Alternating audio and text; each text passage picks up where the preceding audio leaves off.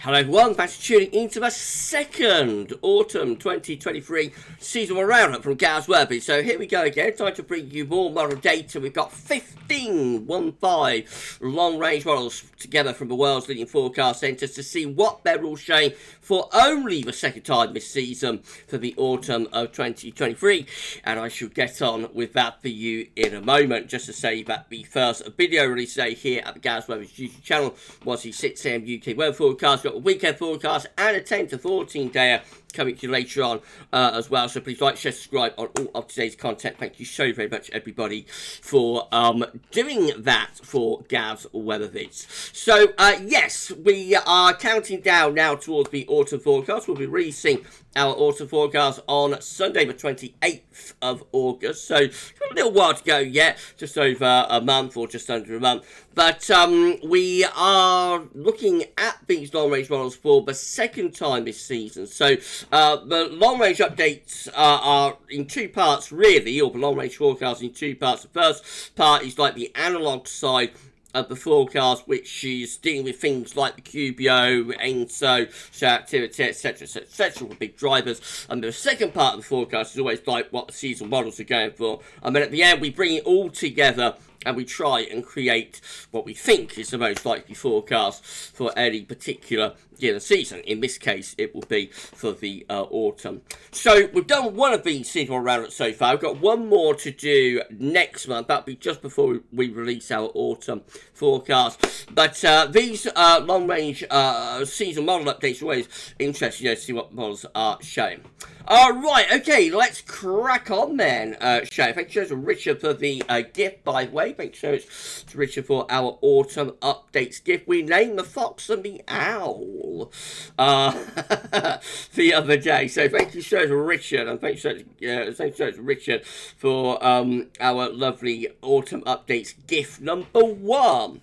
Thank you so much, Rich. Okay, let's move over to Tropical Tidbits then. So we're going to begin this second autumn 2023 seasonal roundup with CanSips from tropicaltidbits.com. So this one is for September, October, November. All of the data you see here actually should cover the full autumn period, actually. So we're seeing higher pressure for the autumn to our north, and lower pressure is over into the south of the country. That probably brings quite unsettled weather into southern regions, and probably brings us like an easterly type flow as well. So the wettest weather with that will be likely in the south, and with the blocking signal to the north later on in the autumn anyway, there might be a little bit of cold potential with that. The temperature normally overall is coming out close to or slightly above average there from CanSips, and it is also a wetter than average autumn predicted as well, particularly so for England and Wales. Notice it's driving average to our north. That's where the high pressure is sitting, of course, but rather a wet autumn being indicated there from CanSips to start us off. We'll go through the NMME suite of models, starting off with NASA. NASA going for a very warm autumn in those red shadings just there, which on the temperature scale is 1-2 degrees above average. So a warm autumn expecting, slightly above average rainfall, especially so just to our west as well. GM, the Canadian gem, looks like this, Gem Nemo, much cooler with the temperature anomaly, near normal or no signal actually there, so a lot cooler than NASA, and still looking a little bit on the wetter side as well. Not a particularly big deviation, it's slightly above average. Notice slightly drier than average in the North Atlantic as well. Could be indicative of a bit of a northern blocking signal there from the gem for the autumn. That would explain the cooler temperature anomaly. And NCAR is about average to ever so slightly above. Again, not as warm as the NASA model, and not much of a signal for precipitation either, but maybe average to ever so slightly above. IRI probability temperature forecast. Remember, IRI is the International Research Institute for Climate and Society from Columbia Climate School, Columbia University. Probability is favouring a warmer than average autumn with above average temperatures here, quite substantially so, around 45 to 60% probability of above average temperatures there from much of Ireland, England, Wales, Scotland. The probability is favouring nearer normal temperatures there, I think. And precipitation, actually, the probability favours a drier than average autumn, particularly so for England and Wales, but also for other parts of Northern Europe by about 40%. So a drier and warmer autumn expected there, with a probability forecast from IRI. Patalpeng's analogues are looking like this: 200 millibar height anomaly. Remember, Patalpeng is taking sea surface temperature anomalies anywhere in the world. In this case, in the month of June, and creating analogue-based forecasts from those global sea surface temperature anomalies. This is a 200 millibar height anomaly for this autumn, so some high pressure in the North Atlantic and over across northern and eastern parts of Europe, probably a trough of low pressure where we've got this white area just here. The temperature anomaly with Patalpeng's analogues coming out average to slightly above, again not particularly big deviation. The hottest weather this autumn looks like it's further northwards and eastwards of us, so we're close to average to slightly above there temperature forecast, and also a rather wet autumn is expected. Although there is a bit of an east-west split, so the western areas of west average autumn expected, but just to our east, Patalpeng forecasting quite significantly drier than average autumn, and I suppose we'd be like in the no man's land, in the boundary between the two. I would suspect a relatively unsettled autumn would be likely there. And finally, for the North American models, we've got CFS V2. Now, this is a 700 millibar height anomaly from CFS with above average heights, high pressure sitting to our north, probably bringing a wind from an easterly direction. With that one above average temperatures for this autumn, not a particularly warm autumn, but slightly above average in those orange colours.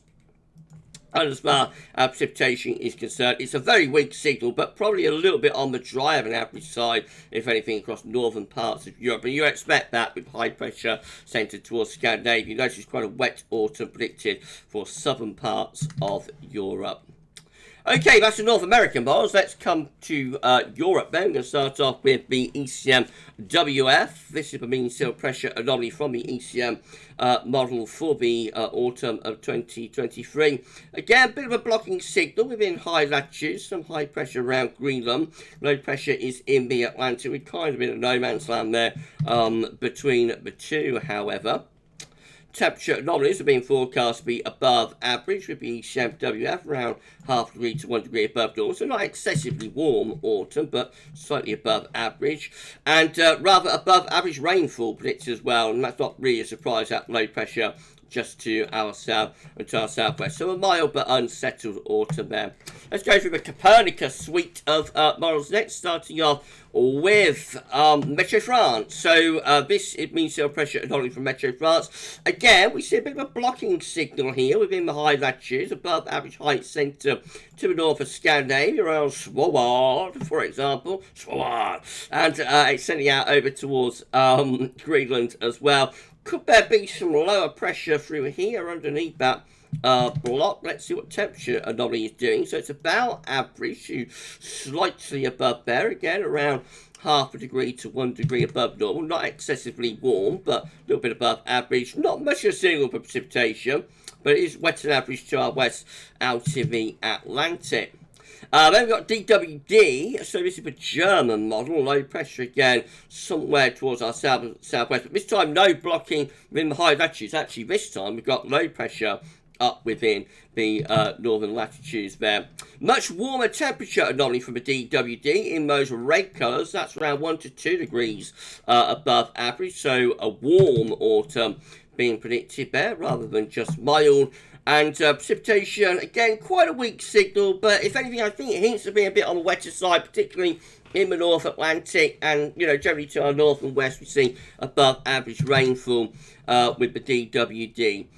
This is CMCC, so this is the Mediterranean model. We see some high pressure in the North Atlantic this time, up towards Greenland, maybe hint of a bit of a trough of low pressure Scandinavia. Could that pull the wind into more of a northerly direction?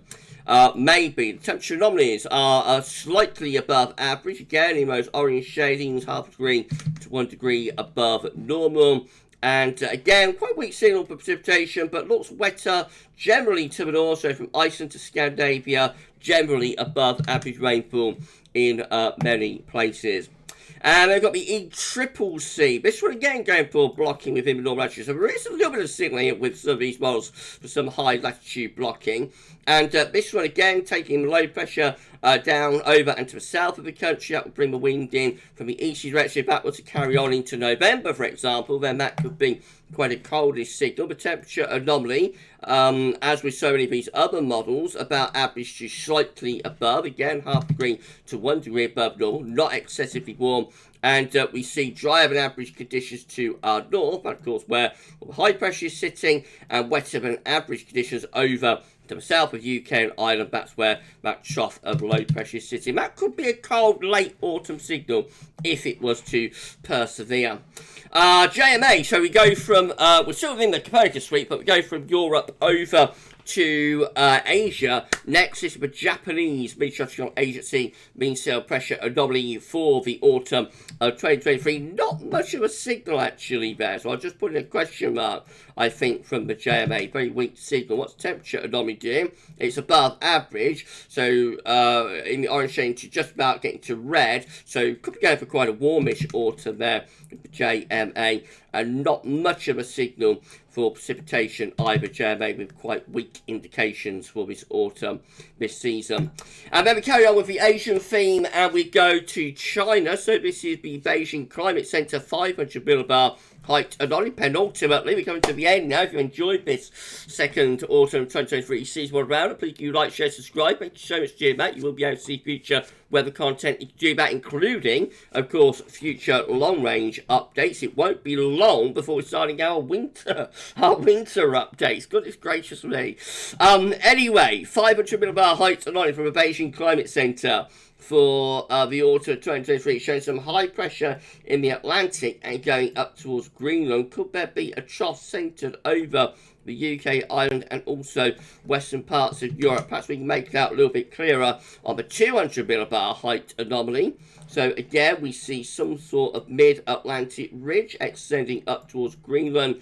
And this creamy coloured area here might be the hint of a trough of low pressure across the north and the western part of Europe. The temperature anomaly, again, as with so many of these models, is about averaging slightly above in those pale lemon colours. So again, probably about 0.5 degree above average, something like that. Not excessively warm. And also looks a little bit wet. So I think there probably is a trough sitting across northern and western parts of Europe. Some slightly above average rainfall indicated there, as there is through many parts of Europe. So that could actually be going for a rather cool and unsettled autumn. And then finally, we have our very own UK Met Office Growth C5 mean sea level pressure anomaly. Just seems to get a bit of high pressure again up towards Iceland, some low pressure to our south, and again, could that be bringing the wind like an easterly or southeasterly direction? It would imply the wettest weather would be likely in the south, but driest weather close to this high pressure further northwards. But temperature anomaly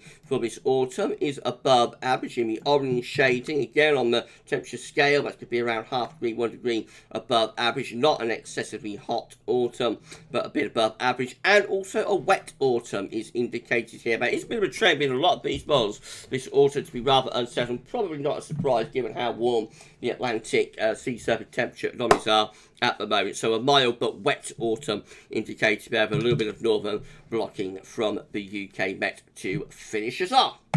Right, okay, we're done. That's 15 long-range models that we've gone through in less than 15 minutes. That's not bad going, is it? I don't think. If you enjoyed this, so the trend generally looks unsettled. I think like both models, most of them seem to be going for some sort of low pressure close to us. A lot of them are going for some high latitude blocking as well, which is quite interesting. Later on in the autumn, that could produce something quite cold, actually, about to carry on into November. And that, of course, is a big question, is how this works out month by month. So we will be looking at these Copernicus suite, but the Copernicus suite models in our live stream tomorrow, actually, on Sunday evening at 6 p.m. And we shall go through those Copernicus models on a month by month basis, or break those 3-monthly anomalies down and see how they're shaping up. Could some of them be going for a cold November? You'll find out tomorrow when we do our live stream at 6 p.m. We'll also show you CFS data on that one as well. But yeah, quite an interesting update from these orange ones with second seasonal roundup. I think we've got a trend which is for a relatively mild but not excessively warm and also rather unsettled, potentially quite wet autumn with maybe a bit of a southerly tracking jet stream, low pressure, particularly more towards the south, and maybe a little bit of a blocking signal as well, which could produce something a bit colder if it was to persevere later on in the autumn. Well, we're going to be doing our 6th autumn update for you tomorrow. That's going to be a QBO special. And, of course, there's more updates to go through August. We will be doing one more seasonal roundup again at the end of August. It'll be Saturday the 27th, so you'll find out on that one how the long-range models are looking for the final time for a season. And then we will be releasing the GavsWeatherVids autumn forecast, I think, on Sunday the 28th of August. If you enjoyed this video, please like, share, subscribe. Thank you so much for doing that. We'll be back a little bit later on with weekend forecast and your 10 to 14 day. For this one, though, that's all for now. And thanks so much.